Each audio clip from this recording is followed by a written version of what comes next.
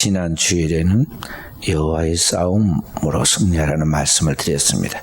성도들이 싸우는 이 세상의 모든 싸움은 주체가 사람이 아니고 하나님이시고, 하나님이 이스라엘 백성들을 가나안 정복 전쟁에서 이스라엘 편이 되어 도우심으로 전쟁에서 승리한 것 같이 오늘도 그 동일하신 하나님이 우리의 인생에 살아가는 모든 삶에 하나님이 주체가 되어서 우리를 도우심으로 우리가 승리할 수 있다는 것을 배웠습니다.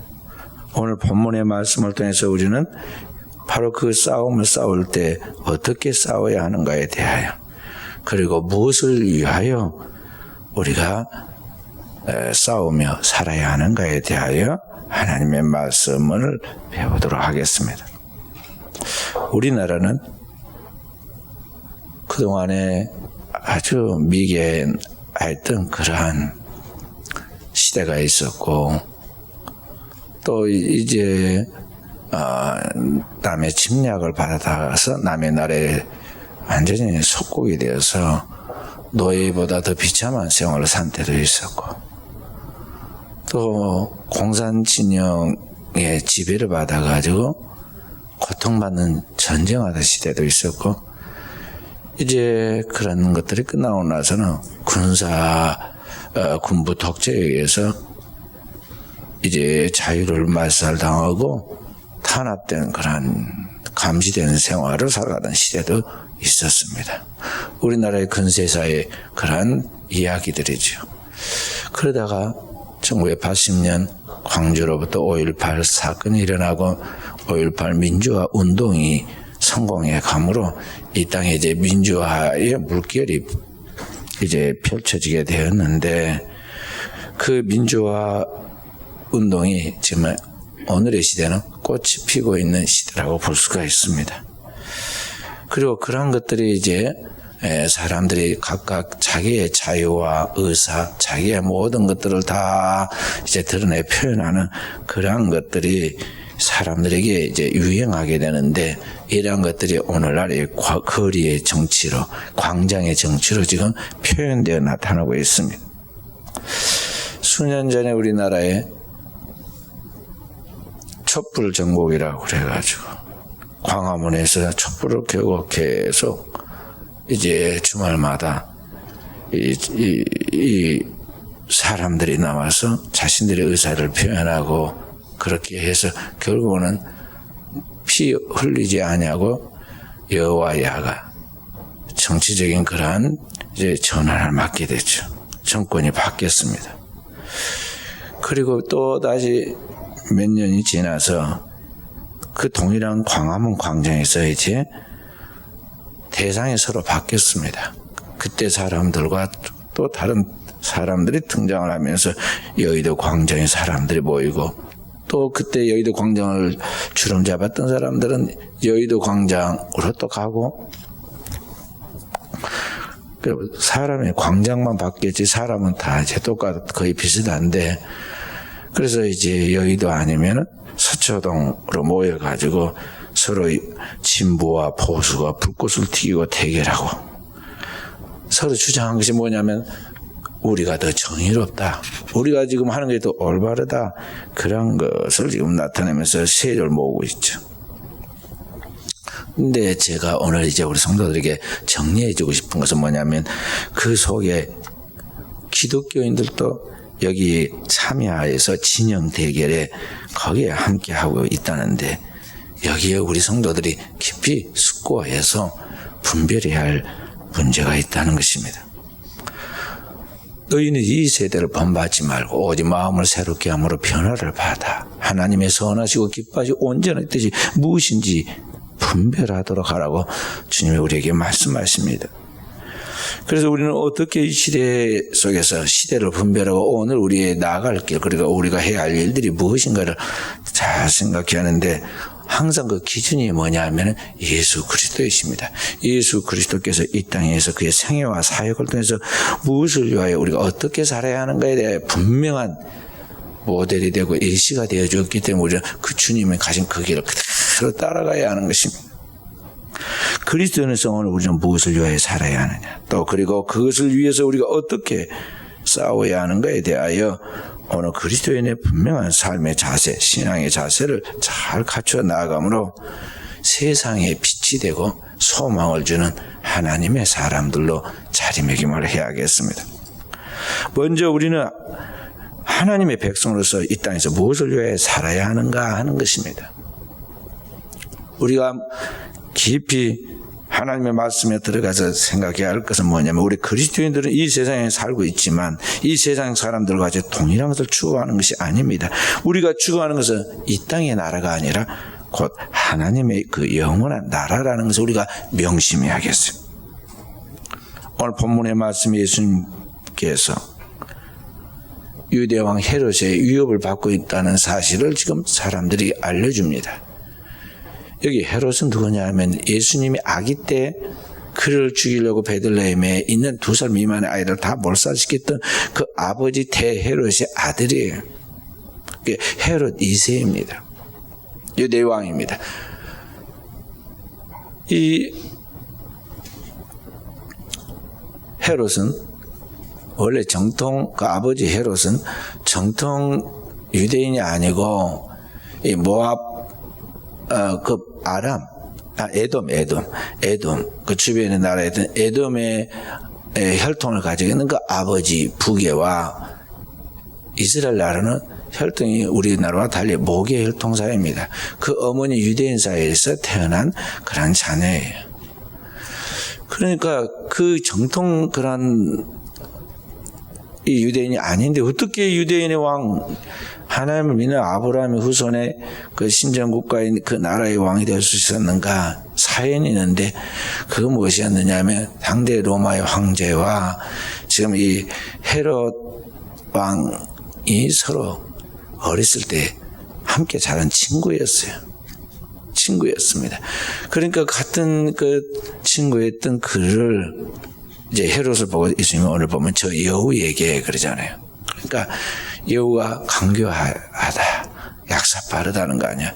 잘 이 권력에 영합하고 그런 인간관계를 잘 이용해서 그 이스라엘 나라의 왕의 자리를 차지해서 이스라엘 다스려의 왕이 된 사람이란 말이죠. 바로 그 헤롯이 그 아버지가 그 옛날 유대의 왕으로 나시니가 누구냐? 동방박사들이 와서 아기 예수의 탄생에 대하여 물었을 때 그 왕이 이 땅에 있는 땅의 왕인 줄 알고 자기를 두고 누가 또 이 땅의 왕이 될 것인가? 그가 두려워해가지고 베들레헴의 2살 미만의 아기들을 다 칼로 가서 군대를 끌고 와서 몰살시켰잖아요. 이 땅의 왕인 줄 알고 그런 것이죠. 그 아들 헤롯도 마찬가지입니다. 이제 그 아이가 자라서 예수 그리스도께서 이 땅에 오셔서 세상 모든 천하 만민들에게 회개하라 천국이 가까웠느니라고 복음을 전하고 병든 자를 낫게 하고 귀신을 쫓아내고 죽은 자를 살리고 하나님의 나라의 그 왕국을 이 땅에 선포하자 두려워했습니다.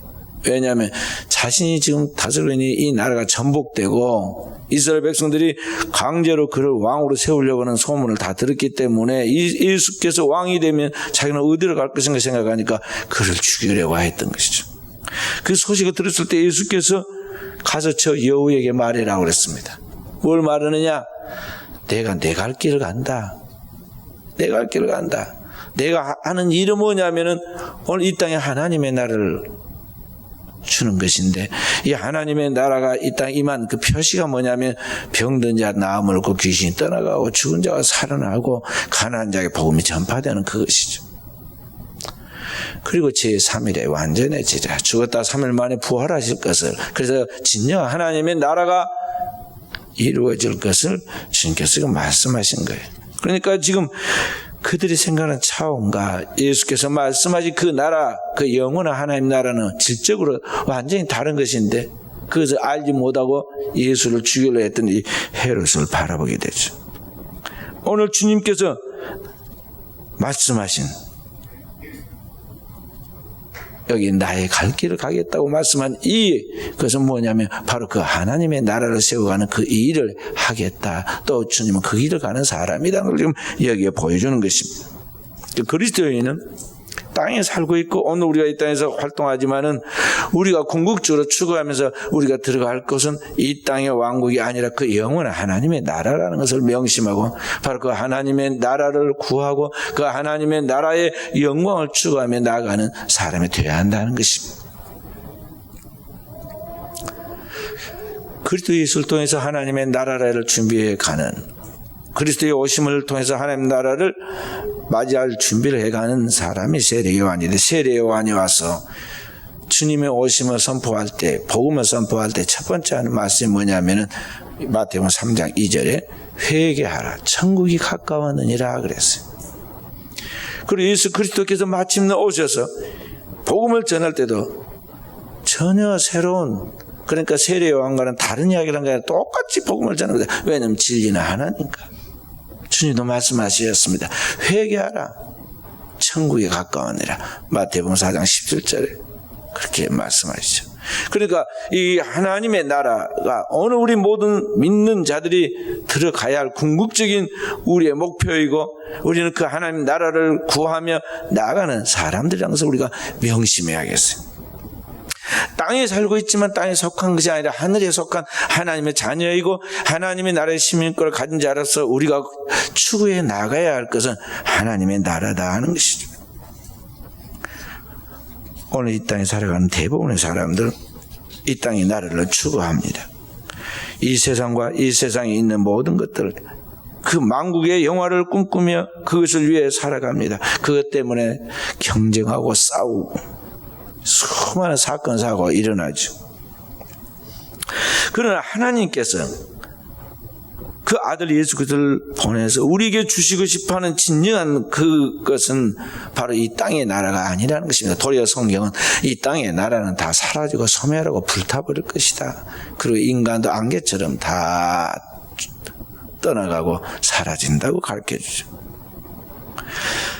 하나님께서 우리에게 주고 싶은 진정한 것은 뭐냐면 그 영원한 하나님의 나라, 진동치 아니하는 실지 않은 세계라는 것입니다. 바로 하나님의 나라입니다.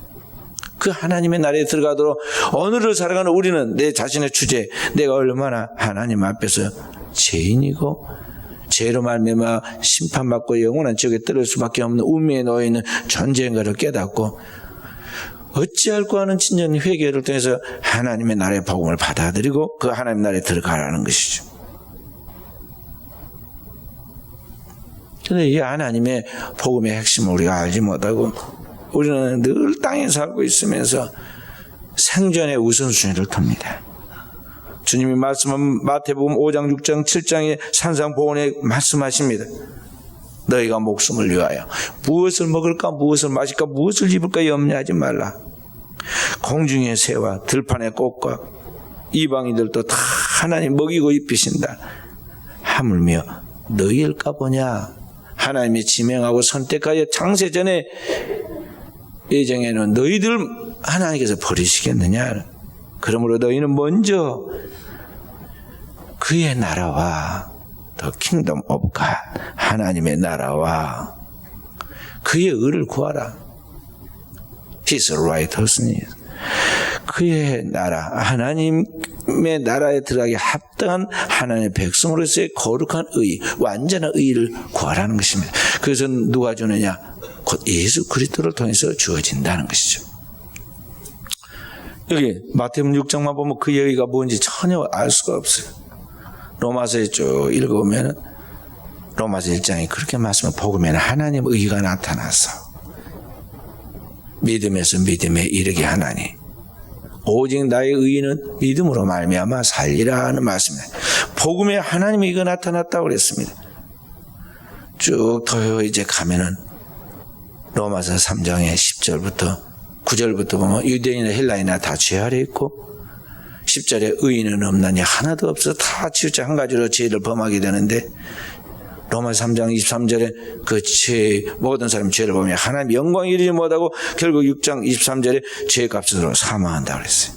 그리고 히브리서 9장 27절에는 그리고는 영원한 심판이 있다. 영원한 지옥의 판결이 있다는 것이죠. 바로 그런 운명에 놓여있는 인간에 대하여 하나님의 긍휼히 여기시고 사랑하신 그 하나님의 본성을 따라 끝까지 사랑하시는데 그 사랑으로 우리에게 보내신 이가 바로 하나님의 독생자 그의 아들 예수 그리스도이시고 그에게 모든 우리의 죄를 다 떠넘겨 담당시키심으로 그가 우리의 죄를 짊어지는 하나님 앞에 속죄의 어린 양이 되어 피 흘려 죽으심을 우리의 모든 죄는 영원한 속죄에 이르게 되었는데 그렇게 되어짐으로 말미암아 하나님 앞에서 나타난 그 하나님의 거룩한 의가 우리에게 덧입혀지고 우리의 죄는 하나님께로 예수 그리스도를 통해서 하나님께로 떠넘겨진 거죠. 그렇게 해서 우리에게는 세상이 알지 못하는 하나님의 의가 나타났고 그 의를 우리가 덧입을 때 하나님의 의를 덧입을 때 우리의 모든 죄는 다 사라지고 소멸하고 우리가 죄인이었음에도 불구하고 우리가 의롭다 인정함을 받고 하나님께 그렇게 의롭게 간주해 주심으로 우리가 의인이 된 것입니다. 그래서 복음에는 하나님의 의가 나타나서 믿음에서 믿음에 이르게 하네. 그 복음의 말씀을 믿고 끝까지 믿으라는 거죠. 오직 나의 의인은 믿음으로 말미암아 살리라. 오늘 믿는 우리가 바로 하나님의 거룩한 의를 덧입은 의인이고 그 의인은 처음부터까지 그 행위로 옳다함을 입은 것이 아니라 그 의로 하나님의 의롭다 하시는 그 의를 가지고 하나님 앞에 감으로 구원을 받는다는 것입니다. 그래서 그리스도인으로서 주님께서 우리는 이 하나님의 궁극적인 나라와 함께 그 하나님의 백성의 자격인 하나님의 의를 구하라는 것입니다. 그것이 그리스도인이 오늘을 살아가면서 추구해야 할 우리의 삶의 목표이며 자세인 것입니다. 우리는 무엇을 위하여 오늘을 살아야 하느냐 하는 것이죠. 이 땅의 나라가 아니다는 것입니다. 땅에 있는 것이 그게 전부가 아니고 그게 영광이 아니다는 것입니다. 사람들은 이 하나님의 말씀을 믿고 그 말씀을 붙들고 나가는 택한 백성으로서 하나님의 거룩한 삶을 살지 않기 때문에 그러한 지식이 없어요. 구원 얻는 참된 지식이 없으므로 땅에 있는 것에 거기에 희망이 있는 줄 알고 땅에 있는 것에 내 생명이 있고 내 목적이 삶의 목적과 의미가 있는 줄 알고 이 땅과 땅에 있는 것을 우선순위라고 달려갑니다. 삶의 우선순위가 먼저 하나님의 나라 의가 돼야 하는데 그게 뒤바뀌었다는 것이죠. 그래서 어떻게 됩니까? 땅의 것을 쥐기 위해서 막 싸우고 다투고 분쟁을 합니다. 욥처럼 우리가 그렇게 대단한 것을 다 소유고 누리고 있다가도 한순간에 다 잃었을지라도 욥은 뭐라고 주신 자도 여호와시오 취하신 자도 여호와시오니 여호와가 영광을 받을 것이니이다. 그리고 마음에서 일어났을 법한 원망을 하지 아니하고 입술로 원망하지 아니하고 하나님을 찬송하지 않아요. 그런 신앙의 중심과 초월적 자세가 되어져야 그 사람이 그리스도인이다 이 말이죠. 이게 뒤바뀌게 되면은 이제 이 세상이 이제 혼란에 빠지기 시작합니다. 무서운 전쟁들이 일어나죠. 어느 작은 다툼과 욕심이 싸움이 되고 전쟁이 되잖아요.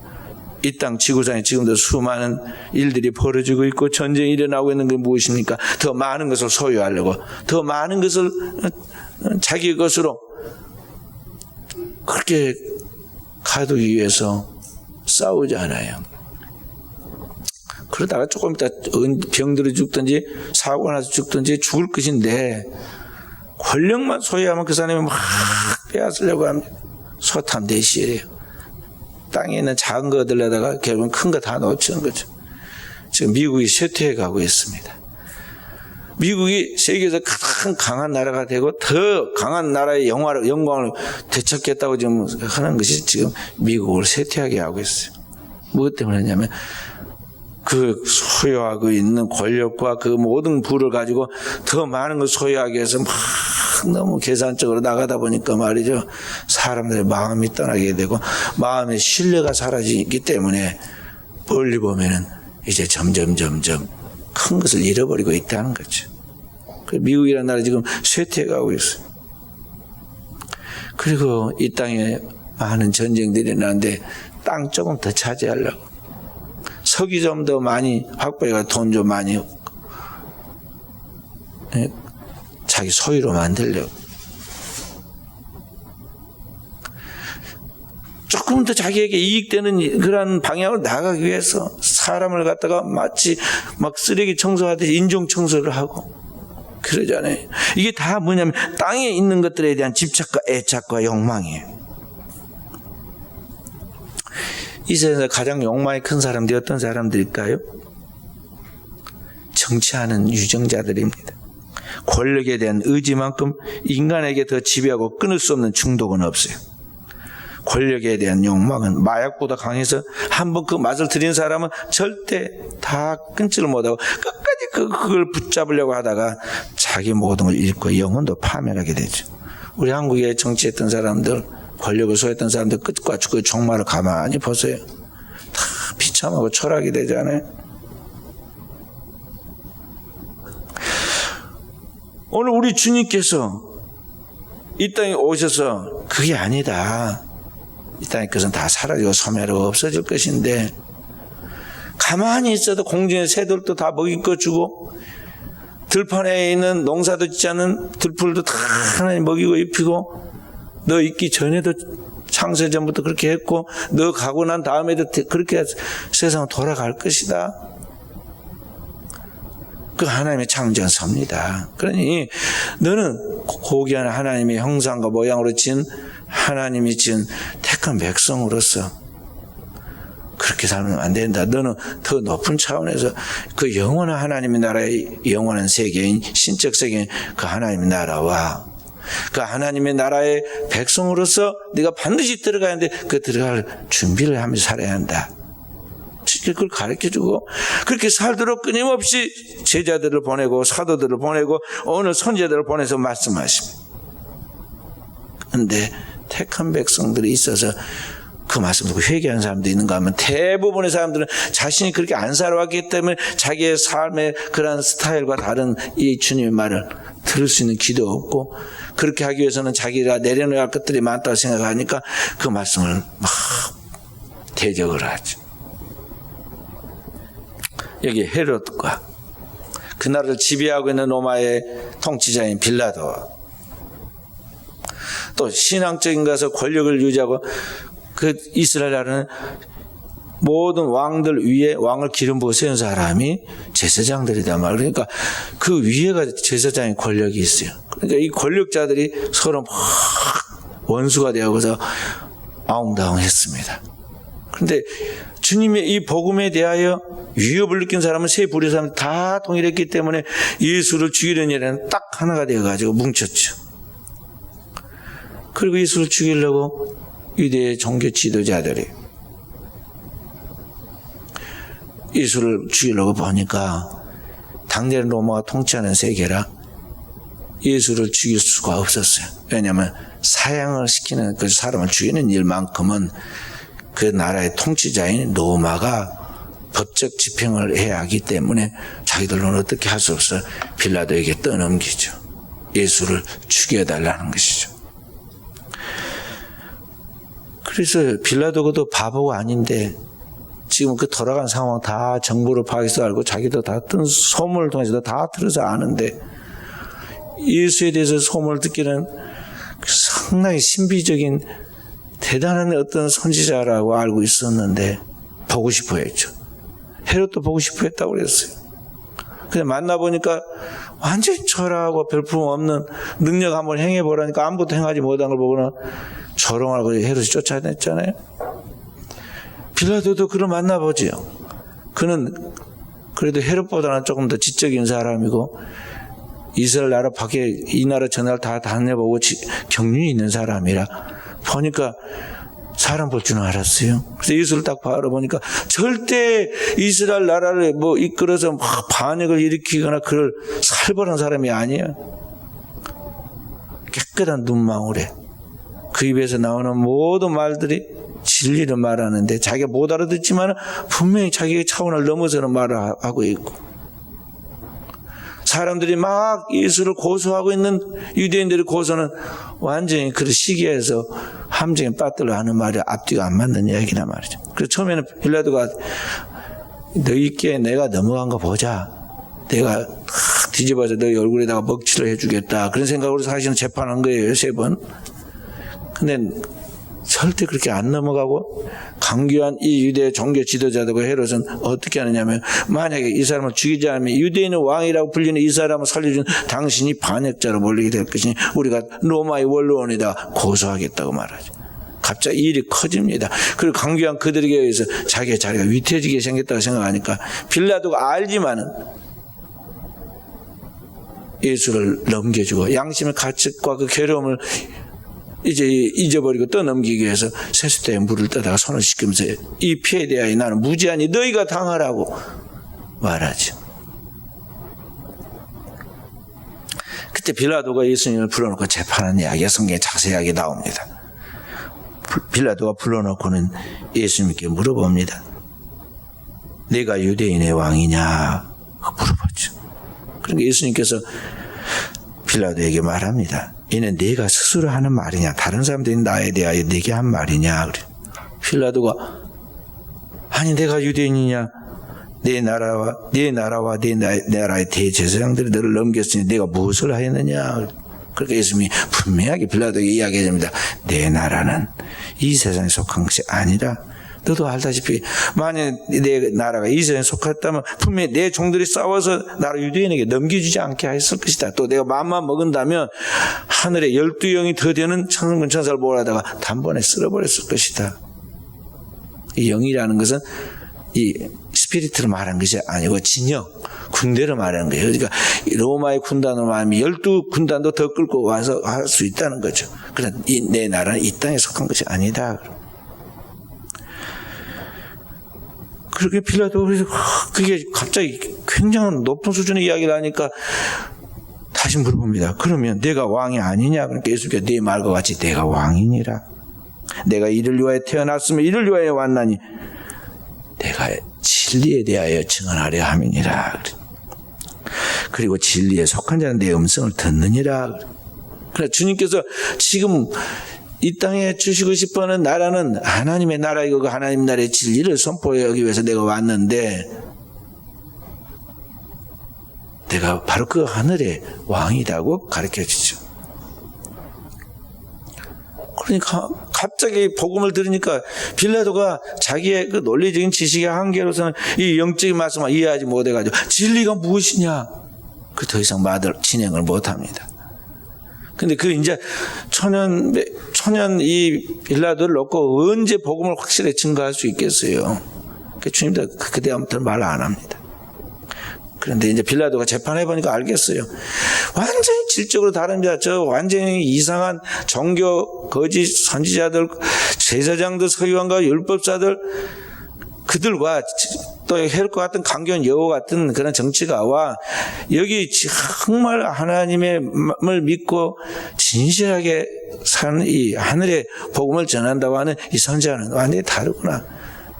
거짓 없는 믿음으로 나아가고 있는 이 사람이야말로 사람 같은 사람이다. 그렇게 생각했어요. 그래서 끌고 나와서 그들 앞에다 세워놓고 에케 호모.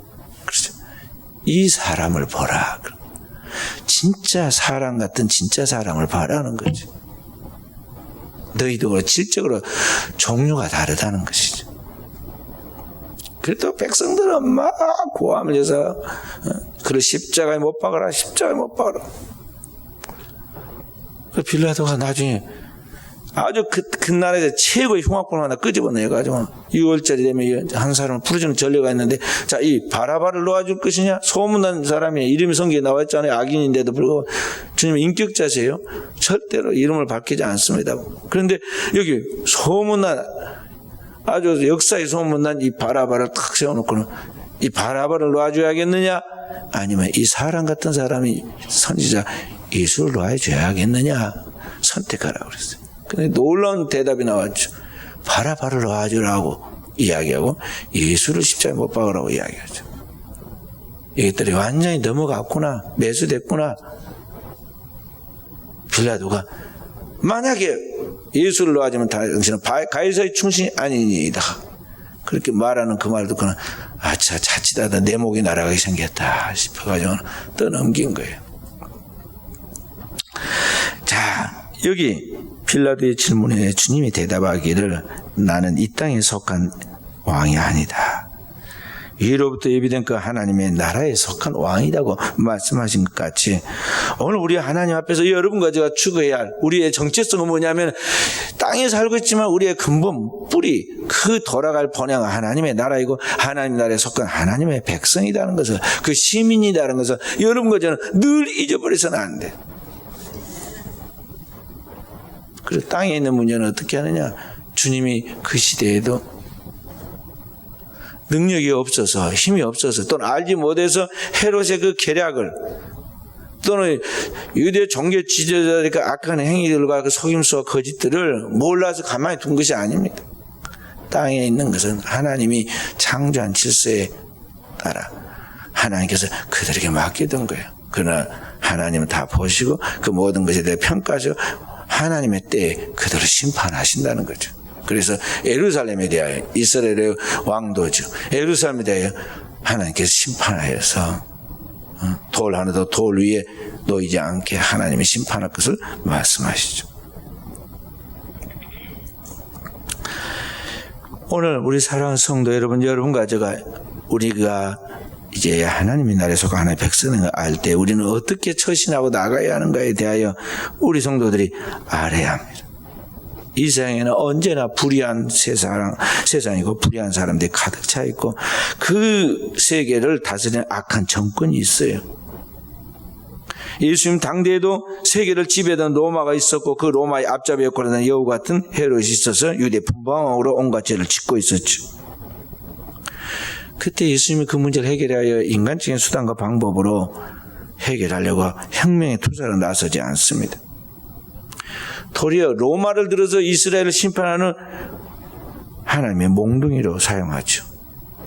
그래서 AD 70년에 그들이 우리에게는 가이사 외에는 왕이 없나이다 하고 아부하던 그 로마에 의해서 이스라엘 나라가 멸망하게 되고 그로부터 2000년 동안 제대로 된 나라를 구성하지 못하고 있는 것입니다.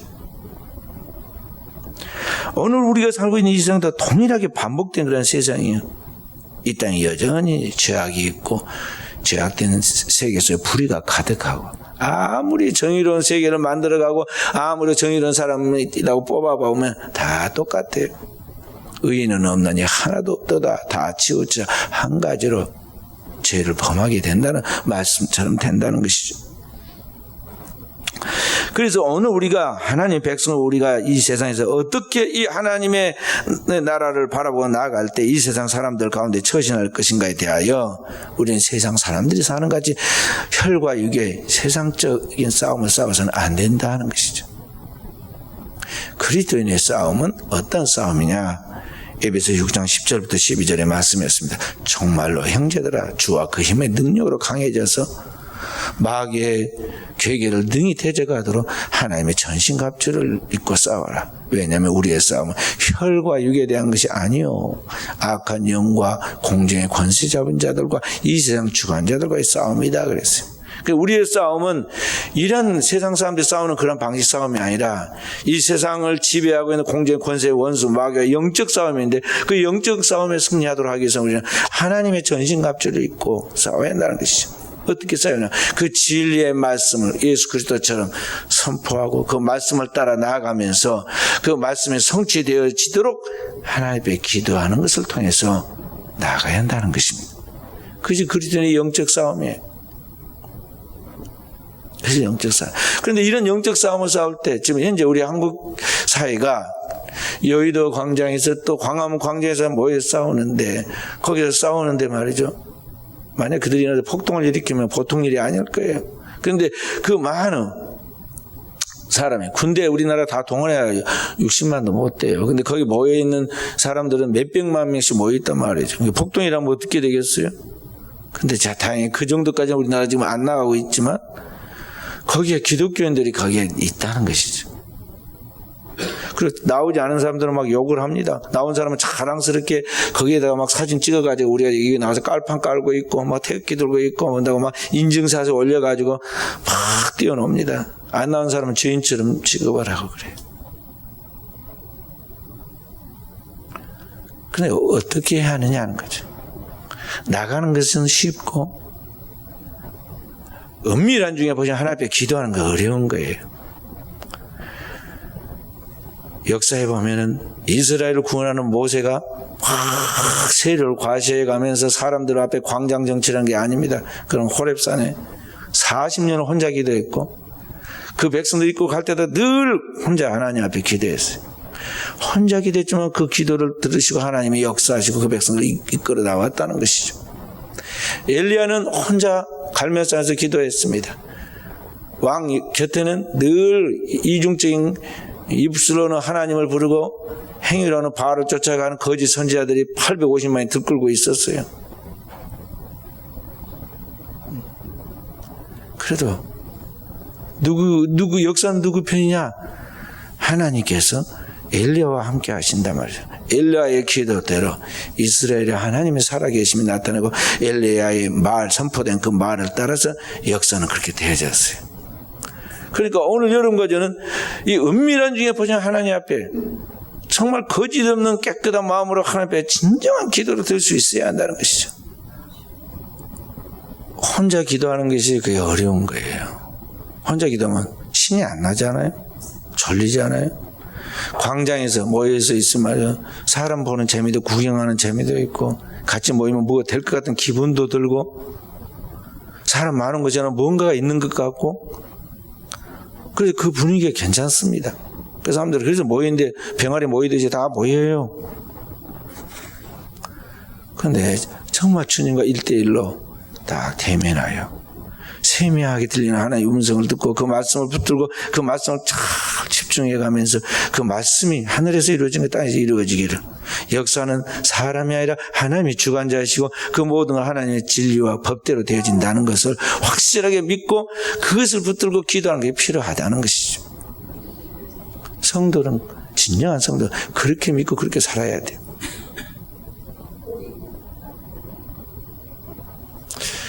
요새 보면은 이제 진보 진영의 사람들이 과거에 뭐 데모하고 그런 사람들입니다. 그래도 그 중에 그때 당 독재 시대 때 또는 불의가 있을 때 진짜 독재 시대는 경험도 안 해본 사람들이 지금 현재 좀 정권 잡고 뭐 한 사람들은요, 유신 시대 했던 사람들은 아니에요. 그 사람들은 이제 그 전두환 뭐 통치하던 그 시대 사람들인데, 그래도 어찌됐든 뭐 거기에서 뭐 거리에 나와가지고 데모도 하고 뭐 그렇게 해가지고 감옥에 한번 들어갔다 나왔다 하든지 그게 별이 돼가지고 그걸 인해서 인정받아서 국회의원도 하고 뭐 정권을 잡으니까 거기에 뭐 자리도 차지하고 그런데 말이죠. 저도 그 시대를 다 겪어왔잖아요. 그때도 마찬가지예요. 나가서 한 번씩 떠들고 데모하는 것은 쉬운 일이에요. 왜냐 다 하니까. 그러나 그렇게 하지 아니하고 정말 살아계신 하나님 뜻이 무엇인가에 대해, 그걸 하나님 앞에서 어떻게 되어야 하는가에 대하여 하나님 말씀을 받아가지고 정신을 바짝 차리고 이 민족의 미래와 국가와 그 자손 대대에 나타날 하나님의 영광을 놓고 기도하는 사람은 따로 있다고요. 따로 있어. 어떤 게 더 쉬웠을 것 같아요? 겉으로 표면적으로는 그렇게 고함을 지르고 그렇게 해서 뭐가 된 것 같지만 역사는 절대 그렇게 된 것이 아니에요. 그런 사람들이 앞에서 움직이기는 했지만은요, 역사 하나님의 주권을 따라서 하나님이 그 뜻대로 만들어 가셨다는 것이죠. 그래서 오늘 우리는 성경대로 나아가야 돼요. 역사의 주인은 하나님이시고 역사의 모든 하나님 뜻대로 주관해 가신다는 걸 굳게 믿고 그 하나님이 일하시도록, 일을 행하고 그 일을 지어 성취한 하나님만이 역사하시도록 우리는 기도해야 한다는 것이죠. 그 밤낮 부르짖는 택하신 자들의 기도를 주님 들으신다고 그랬고, 입술에 열매를 짓는 그 하나님께서 부르짖는 그 하나님의 백성들의 그 기도를 통해서 그 일을 성취해 주시고 크고 비밀한 일을 보여주신다고 그랬어요. 역사는 그렇게 되는 거예요. 2차 대전 때 히틀러가 세계 2차 대전을 일으키고 유럽이 전쟁의 참화 속에 있을 때 독일의 젊은 신학자였던 본 헤퍼가 히틀러를 암살하는 암살단에 가입했는데 총도 쏴보지부터 못하고 발각돼 가지고 잡혀서 감옥에서 죽습니다. 후세 학자들과 신학생들, 자기는 나가지 못했지만 그렇게 나가서 용감하게 히틀러를 죽이려고 했던 본 헤퍼의 행동하는 신앙에 대해서 추앙을 하고 칭찬했어요. 그러면 그렇게 해가지고 역사가 바뀌느냐? 보네프가 나타나가지고 총을 쏴고 암살했고 그렇게 바뀌느냐? 보네프는 그렇게 말했어요. 자, 미친 운전수가 차를 몰고 버스를 몰고 가고 있다. 어떻게 하겠느냐? 빨리 운전수를 거기에서 운전대에서 끌어내려야 한다. 그래야 많은 사람이 죽지 않으니까. 그래서 내가 히틀러를 암살하는데 참여했다고 정당화했습니다. 그럴듯한 이야기이기도 합니다. 그러나 역사는 그렇게 된 게 아니에요. 역사는 하나님이 주관해서 하나님의 경륜과 섭리 속에서 신비하게 돌아간다고요. 우리나라도 그 유신 탄압이 있고 뭐 그렇게 할 때 절대 세계가 안 바뀔 것 같았죠. 많은 사람들이 막 데모를 하고 그랬습니다. 그렇게 해결됐나요? 아닙니다. 엉뚱한 사건이 벌어지고 그 사람의 측근에서 누군가가 작용을 했는데 그렇게 해서 권력이 바뀌는 이러한 일들이 벌어졌죠. 항상 역사는 그렇게 되어졌어요. 역사는 항상 그와 비슷한 유사한 사례로 나아갑니다. 그러니까 이 모든 것을 주관하신 분이 하나님이시고 하나님의 역사를 만들어 가시는 거예요. 진정한 하나님에 깨어있는 성도들은 그래서 성경으로 돌아가서 성경을 통해서 하나님이 어떻게 하나님의 뜻을 이루어 가셨는가 역사를 보고 성경의 말씀을 오늘의 삶에 적용해 가면서 하나님이 오늘 우리에게서는 어떻게 역사하실 것인가 또 어떻게 하기를 원하신가에 대하여 우리의 믿음의 거룩한 선진들의 발자취를 가야 한다는 것이죠. 모세가 하나님 앞에 기도했던 것 같이 그래서 하나님의 능력으로 그 백성을 구원했던 것 같이 엘리야가 그 타락한 세속적인 이스라엘 백성들을 하나님의 말씀을 잘 전하고 계획해 나아가는 가운데 혼자 하나님의 말씀을 선포했지만 하나님의 그 뜻대로 그 말씀대로 이루어진 것 같이 예수 그리스도가 오셔서 혼자 인류의 죄를 짊어지고 속죄피를 흘리고 그 악한 무리들에게 에워싸여가지고 죽임을 당해서 끝난 것 같았지만 하나님이 그리스도 예수를 통해서 영원한 속죄를 완성시키고 인류의 죄를 속죄하는 그 일을 완성시키고 그의 죽음을 3일 만에 부활시켜 일으킴으로 그를 통해서 천국 가는 영원한 길을 만들어주고 영원한 생명을 그 백성들에 부어준 것 같이 오늘의 시대도 우리도 그 길을 걸어야 한다는 것입니다. 그 믿음으로 그 길을 걸어라 하는 것이죠. 땅에 있는 것은 하나님이 다 풀어갈 것이에요. 죽은 자들과 하여금 죽은 자로 장사하게 하라. 이 땅의 문제는 땅에 있어 관심을 많이 갖고 거기에 죽고 살려고 막 하는 사람들 맡겨두세요. 결국은 하는 뜻대로 될 것이에요. 그리고 우리는 뭐냐면 먼저 그 영원한 하나님 나라에 시선을 떼지 말고 나라를 구하고 그 하나님 백성으로서 내가 과연 진짜 하나님의 알곡으로 들어갈 수 있을 것인가? 그리스도의 신부로 들림받을 수 있을 것인가?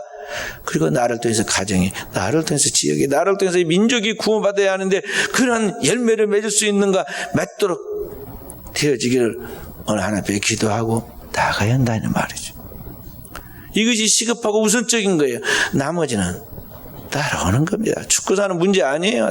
땅에 있는 일시적인 거예요. 땅에 있는 사람을 두려워하지 마라. 그 권력을 두려워하지 말아라.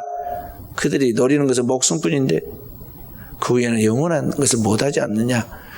주님은 나를 믿는 자는 죽어도 살 것이라고 그랬고 죽고 그 위에 영원한 심판에 어떻게 할 수 없게 만드는 바로 그 하나님을 두려워해야 한다고 그랬어요. 그래서 땅의 문제는 세상 사람들 제일 위협하는 마지막 위협이 뭐냐면 너 죽는다, 죽여버린다 그런 말이거든요. 실제 그런 권력을 가지고 그걸로 위협해서 사람을 완전히 그냥 종을 만들어서 끌고 가잖아요. 그런데 죽음을 두려워하지 말라는 거죠. 왜냐하면 그 이후 영원한 삶을 하나님이 보장해 주기 때문에 나를 믿는 자는 죽고도 살 것이고 살아서 믿는 자는 영원히 죽지 아니라 그 주님의 말씀대로 되어질 것이기 때문에 오늘 우리는 진짜 하나님만 두려워하고 하나님 앞에 서는 것만을 목표하고 오늘의 삶에 대해서는 자유하라는 것입니다. 매이지 말고 두려워하지 말고 그것 때문에 타협하지 말고 좌우로 치우면서 불분명한 태도를 버리지 말고 자기의 욕망과 이권을 얻기 위해서 오늘은 정의로운 것 같은데 내일은 타협하고 저쪽에 딱 붙어있고 말이죠. 오늘은 바르게 하는 것 같으니 내일은 완전히 불의한 사람 앞잡이가 되고 완전히 이상한 사람이 되어 있고 오늘 현대 신앙인들이 대다수 그래요. 진리의 한길로만 가야 돼. 그만한 믿음이 있어야 하고 그만한 용기가 있어야 한다고. 그 사람은 어떤 사람이냐? 하나님의 말씀을 통해서 완전히 자기 정립이 되어 있어서 자신이 하늘로부터 와서 하나님의 부름을 받고 훈련되고 주님의 진짜 형상 모양을 회복한 주님의 종이고 그리스도의 제자이고 신부라는 것을 확실하게 자기 안에 완성한 사람만이 그렇게 할 수 있는 거예요. 그것이 이루어지도록 먼저 하나님의 나라 오기를 구하라는 것입니다. 오늘을 살아온 우리 귀한 성도 여러분과 제가 되면 다 되는 거예요. 가정도 살고 자녀들도 다 믿음 안에서 되어지고 모든 게 되어지는 겁니다. 민족도 돌아오고 다 돌아오는 거예요. 그렇게 하지 아니하고 내가 무너지면 다 무너지는 거예요. 내가 문제예요. 그래서 항상 우리는 자신을 쳐서 복종시켜야 돼요. 밖에 있는 그 티끌을 보고 사사건건 해결하려고 그러지 말고 제발 내 눈 속에 있는 들보를 보고 이 들보 문제를 해결하려고 하는 자기를 볼 수 있는 영안을 통찰력을 가져라 하는 것이죠. 오늘도 복된 주일 아침에 이제 10월 달도 이제 마지막 주일 됐잖아요. 이때 우리 여러분과 제가 진정한 신앙의 개혁이 이루어져야겠습니다. 언제까지 우리가 세상과 하나님 사이에서 머뭇머뭇하고 신앙이 정립이 안 돼가지고 이것인지 저것인지 세상에 빛을 비치지 못하고 불분명한 삶을 살아가겠습니까? 하나님의 실제하심을 믿고 그 하나님의 살아계신 그 증거를 체험하면서 세상에 그리스도를 보여주는 그 주님의 은혜와 그 사랑과 그 능력을 보여주는 주님의 종들로서 자리매김을 하여 오늘도 하나님 앞에 칭찬받는 거룩한 백성들이 되어지기를 주의 이름으로 축원드립니다.